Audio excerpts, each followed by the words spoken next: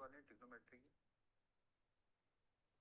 ठीक है, चलिए। तो स्वागत है आप सबका रंगरूट डिफेंस एकेडमी में। मेरा नाम है अभिजीत और हम एनडीए के लिए पढ़ने वाले हैं। आज मैं 5 साल से एनडीए के लिए पढ़ा रहा हूँ। डिफेंस के जितने भी एग्ज़ाम होते हैं, चाहे सीडीएस का हो या फिर स्कूल्स की बात करें, आरआईएमसी हो गया, सैनिक स्कूल हो गया, 9th क्लास हो गया, एनडीए हो गया, उसके लिए मैं प्रिपरेशन करा रहा हूँ।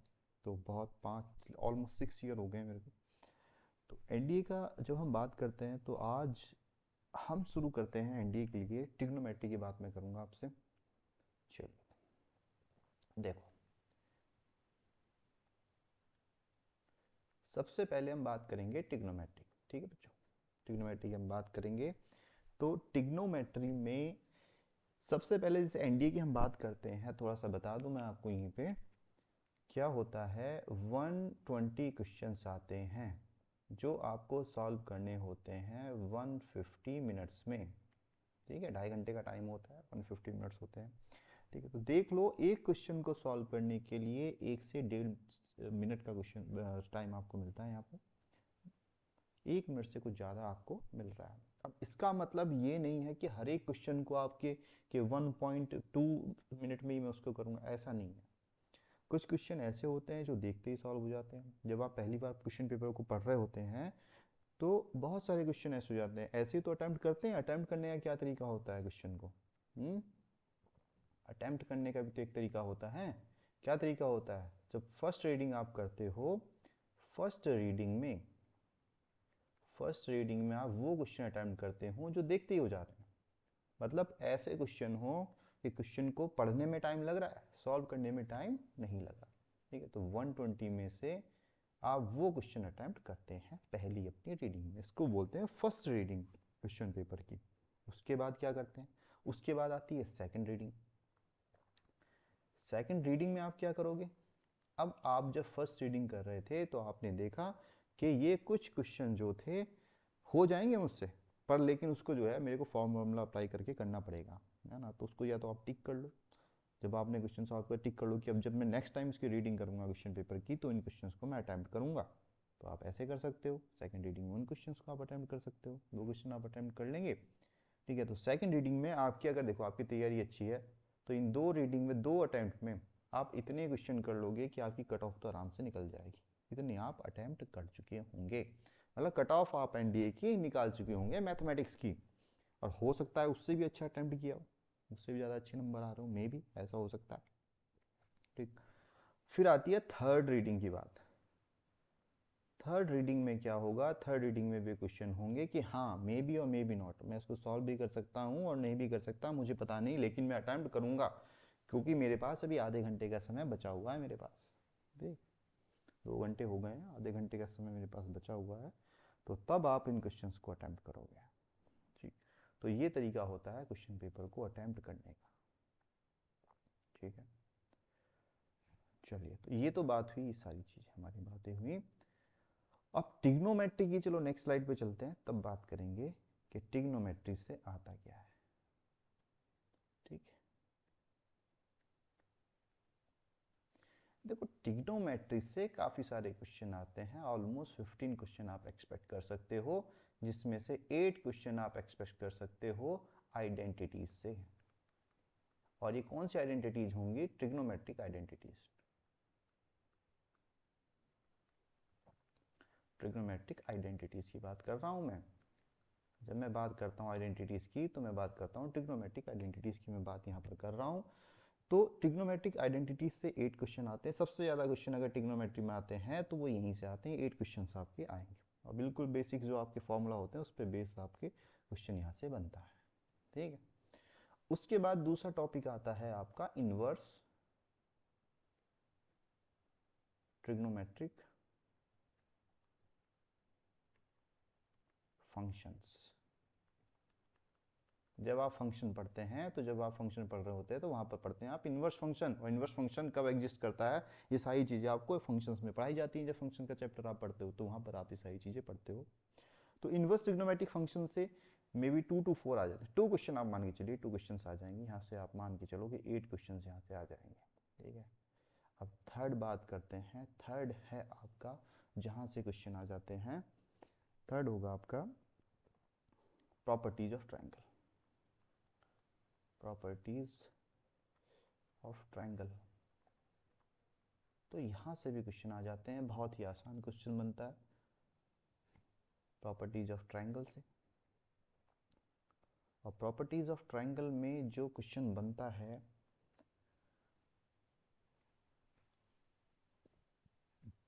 वो बहुत ही बेसिक क्वेश्चन होता है, बिल्कुल फॉर्मूला बेस्ड क्वेश्चन होता है। जैसे साइन रूल पढ़ लेते हो आप, यहाँ पे पढ़ोगे आप साइन रूल, है ना, साइन रूल हो गया, कोसाइन रूल हो गया, कोसाइन रूल हो गया, है ना, हाफ एंगल फॉर्मूला हो गया। तो ये सारी फॉर्मूले आप पढ़ते हो। कुछ बच्चे बोल रहे हैं कि हमने तो नाम ही पहली बार सुना। हाँ, नाम पहली बार सुना होगा क्योंकि पढ़ पहली बार रहे होंगे ट्रिग्नोमेट्री में आता क्या है। ठीक है, तो ये क्वेश्चन जो है हमारे बनते हैं। चलिए तो फिर आगे चलते हैं। और हाँ, एक और है, फोर्थ है आपका height and distance. Height and distance, height and distance से भी क्वेश्चन आ जाता है। तो बेसिकली ट्रिग्नोमेट्री में यही सारी चीज़ें होती।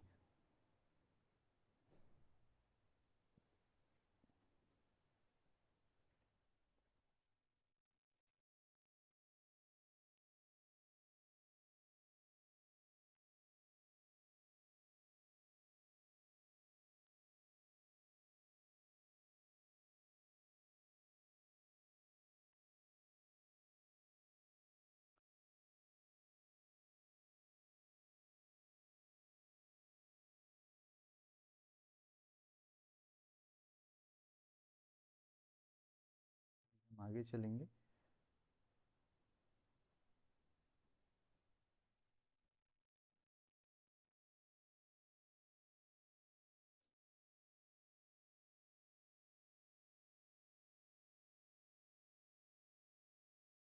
चलिए, तो ये सारी चीज़ें जो है हम यहाँ पर पढ़ने वाले हैं। ठीक है, तो ये तो बात हमने की कि ट्रिग्नोमेट्री में आता क्या है, ट्रिग्नोमेट्री से क्या क्या आता है एनडीए के एग्जाम में। अभी तक हमने ये बातें की हैं। तो हम यही सारी चीज़ें देख रहे थे, क्योंकि जब भी हम पढ़ना शुरू करते हैं तो सबसे पहले हमें ये पता होना चाहिए कि पढ़ें क्या, आएगा कितना, तभी तो एक डायरेक्शन मिलनी ज़रूरी है ना उस टॉपिक के बारे में। ये थोड़ी ना है कि कोई भी टॉपिक उठाया और पढ़ते चले गए, पता नहीं कि आएगा या नहीं आएगा, कितना आएगा। तो ये हमें पता होना चाहिए, डायरेक्शन का होना बहुत ज़रूरी है। तो आपको डायरेक्शन में, अगर आप सही डायरेक्शन में जाएंगे तो सब चीज़ें ठीक हों। ठीक है, तो नेक्स्ट चलते हैं हम।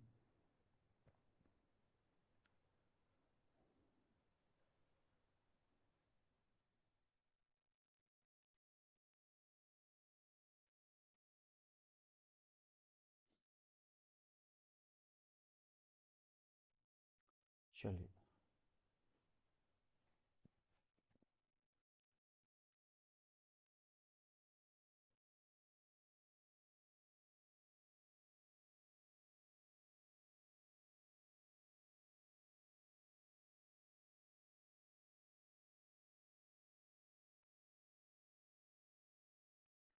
ठीक है, तो पहले मैं बात करूंगा, सबसे पहला जो टॉपिक होगा हमारा, वो टॉपिक जो होगा वो रहेगा हमारा ट्रिग्नोमेट्रिक आइडेंटिटीज।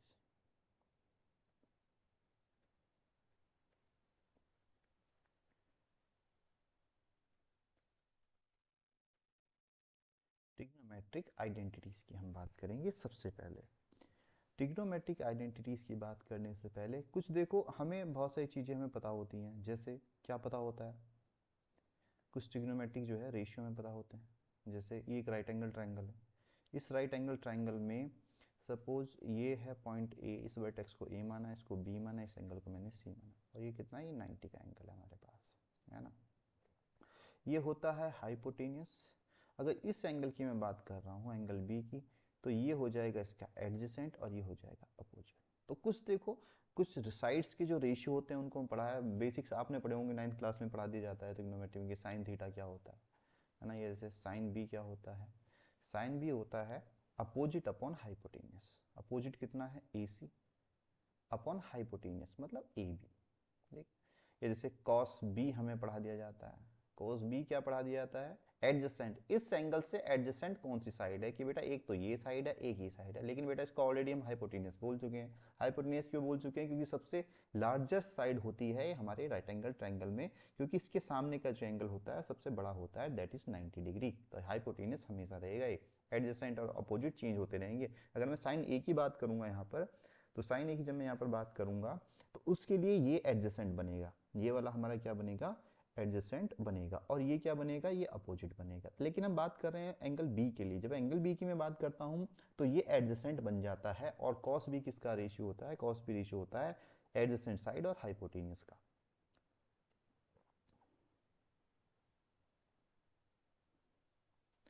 तो ये हो जाएगा C B upon A B.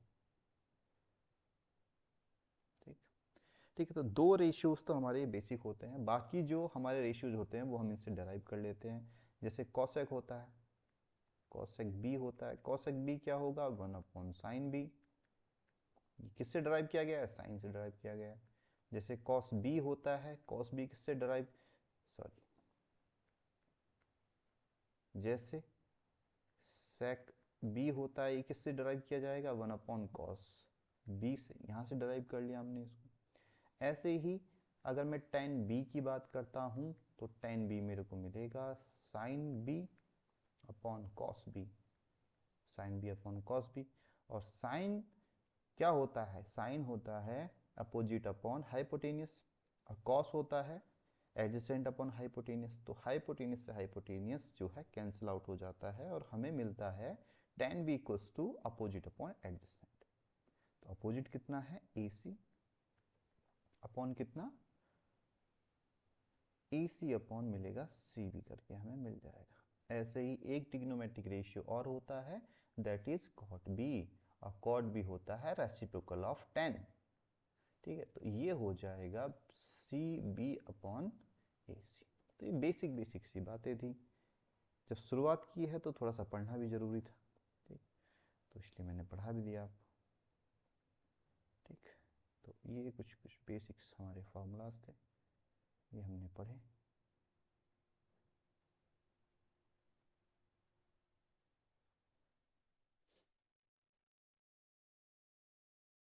चलो तो आगे चलते हैं हम लोग।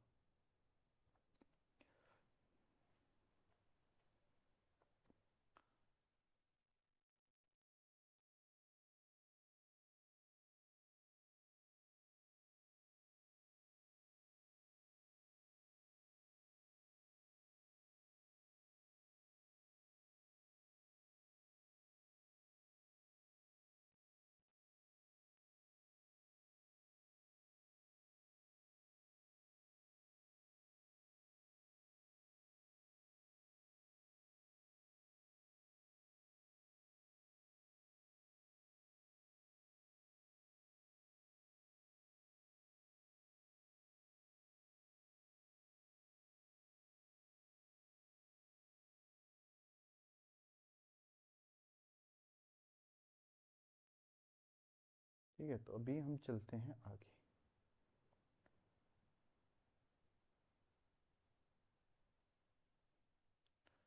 चलिए तो आगे चलते हैं हम लोग। तो ये तो हो गई थी ट्रिग्नोमेट्रिक रेशियोज की बात। 6 ट्रिग्नोमेट्रिक रेशियोज थे, 2 बेसिक हैं, बाकी उससे हमने ड्राइव यहाँ पर किए हुए हैं, है ना। चलो अभी आगे चलते हैं। अब कुछ ट्रिग्नोमेट्रिक आइडेंटिटीज़ की फॉर्मूलाज की हम बात कर लेंगे, और उस पर बेस्ड हम कुछ क्वेश्चंस भी सॉल्व करने की कोशिश करेंगे। देखो बहुत बेसिक बेसिक सी होती हैं, और मैं क्वेश्चन भी कराता चलूँगा साथ साथ हम क्वेश्चन भी करते हुए चलेंगे। चलिए, तो उससे पहले कुछ फॉर्मूलाज हैं, वो फॉर्मूलाज हम डिस्कस कर लेते हैं। जैसे एक बेसिक आइडेंटिटी है, हमने पढ़ी होगी,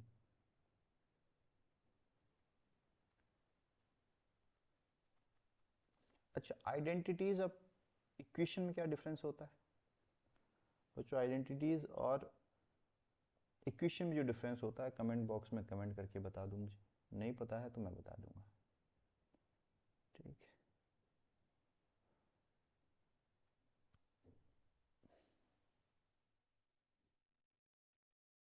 चलिए।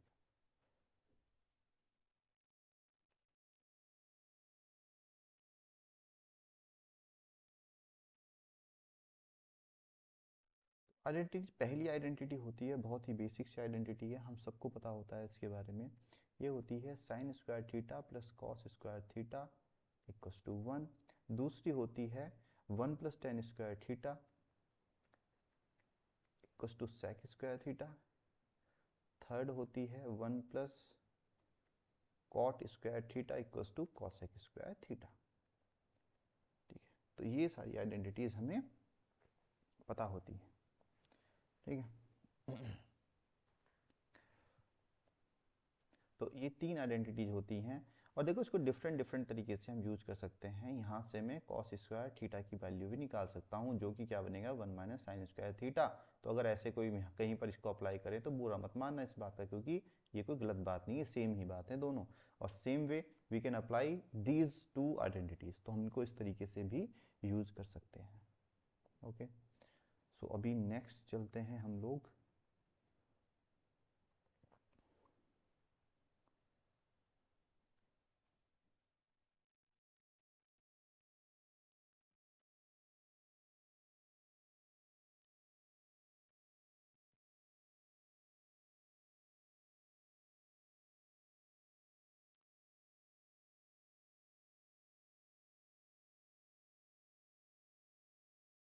चलिए तो अब आगे चलते हैं हम लोग।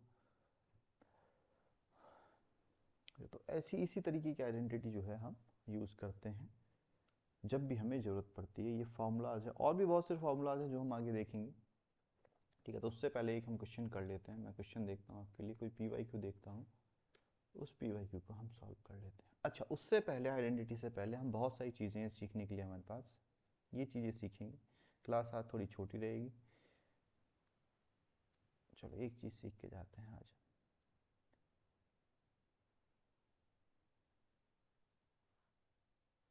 देखो ये मैंने बना दिए क्वाड्रेंट, बना दिए मैंने यहाँ पर।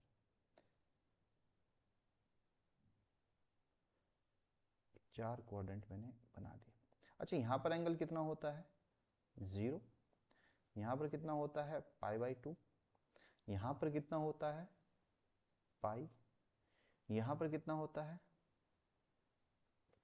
π/2। और जब पाई में देखो ये π/2 एंगल होता है, तो पाई में जब आप π/2 ऐड करोगे तो ये बनेगा 3π/2। 3π/2।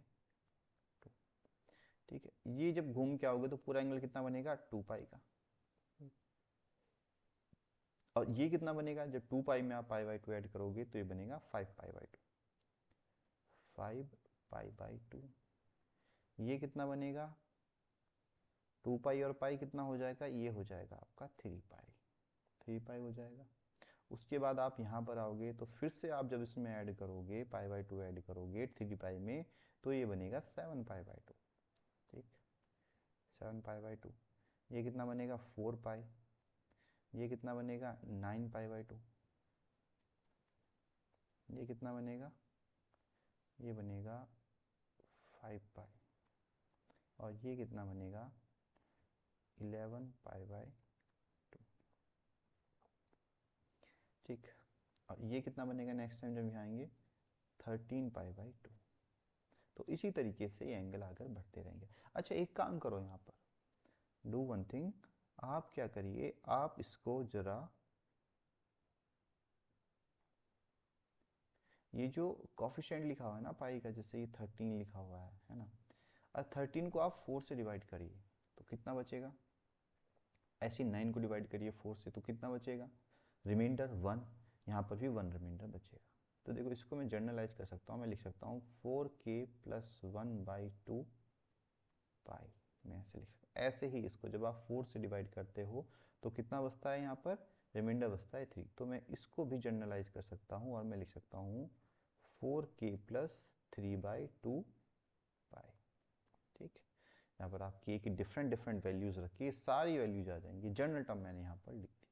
अच्छा, इसको मैं क्या लिख सकता हूँ, इसको मैं लिख सकता हूँ even पाई। इवन कोफिशिएंट आएगा पाई का। यहाँ इसको मैं लिख सकता हूँ ऑड पाई।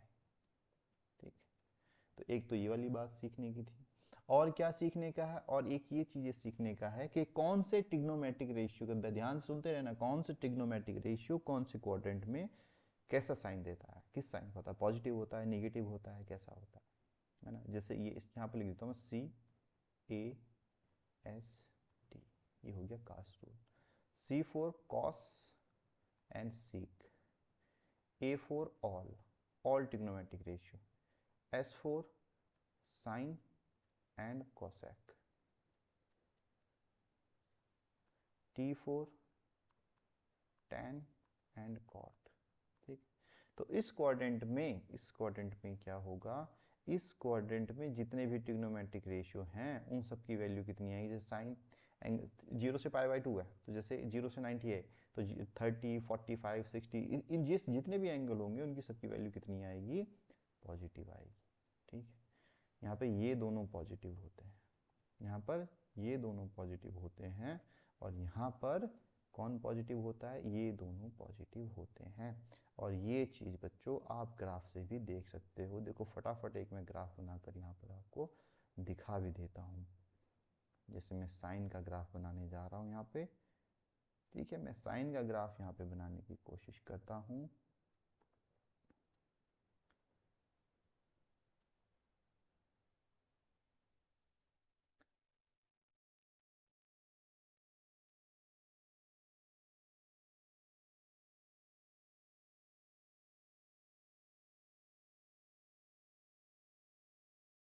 इस तरीके का साइन का ग्राफ आपका बनता है। ठीक है, तो देखो उसमें क्या होता है, साइन में ये कितना होता है, ये होता है π/2, ये होता है पाई, ये होता है 3π/2, ये हमारे एंगल होते हैं। तो आप खुद से देखो यहाँ से यहाँ तक ये कितना है, 0, ये है पाई। मतलब पहले क्वाड्रेंट में और दूसरे क्वाड्रेंट में ऑल, यहाँ पर तो साइन पॉजिटिव होगा ही, लेकिन यहाँ पर भी साइन और कॉसेक पॉजिटिव होते हैं। बाकी के दोनों क्वाड्रेंट में आप देखोगे इस रेंज में यहाँ पर क्या हो जाएगा, साइन नेगेटिव हो जाता है। तो इसी तरीके से जब आप कॉस का ग्राफ बनाओगे, टैन का बनाओगे, कॉट का बनाओगे, तो ये सारी चीज़ें आपको यहाँ पर दिखाई देंगी। ये सब आपको दिखेगा कि हाँ देखो ग्राफ में जो दिख रहा है वही हमने जो है यहाँ पर पढ़ा है। तो ये सारी चीज़ें देखने वाली थी। ठीक है, तो फिलहाल आज हमारी इंट्रो क्लास थी, तो उसमें हमने सिर्फ क्या किया, हमने देखा कि ट्रिग्नोमेट्री से कितना आ रहा है एनडीए के एग्ज़ाम में। उसके बाद हमने देखा कि ट्रिग्नोमेट्री के क्या क्या सिलेबस है, जैसे आइडेंटिटीज़ हो गया, इनवर्स ट्रिग्नोमेट्रिक फंक्शन हो गया, properties of triangle, height and distance हो गया। तो कुल मिला के समझ लिए मिनिमम 35 मार्क्स तक आपके यहाँ पर आएगा। 300 में से 30 to 35 मार्क्स का आपका आना ही आना है। तो देख लीजिए ट्रिग्नोमेट्री कितनी इंपॉर्टेंट हो जाती है। और ये तो डायरेक्टली आ रहा है, जो ट्रिग्नोमेट्री वैसा कैलकुलस में आती रहेगी, स्टैटिक्स उसमें मैट्रिक्स एंड डिटरमिनेंट में आ जाए, वो अलग है। तो ट्रिग्नोमेट्री तो आपको पढ़नी ही पड़ेगी। तो ट्रिग्नोमेट्री में कल हम, आज तो हमारी बेसिक क्लास थी, कल नेक्स्ट क्लास में हम देखेंगे आगे और जो ग्राफ हैं, ग्राफ देखेंगे। देखो बिल्कुल बेसिक से सीखते हुए चलेंगे, बेसिक से कंसेप्ट सीखेंगे सारी चीज़ें, और फिर क्वेश्चंस करेंगे। जो क्वेश्चंस आ सकते हैं, एक्सपेक्टेड क्वेश्चंस हैं, वो सारे क्वेश्चन हम पढ़ेंगे। ठीक है, तो आप अपनी पढ़ाई करिए और पढ़ाई करते रहिए। फिर नेक्स्ट क्लास में मिलते हैं।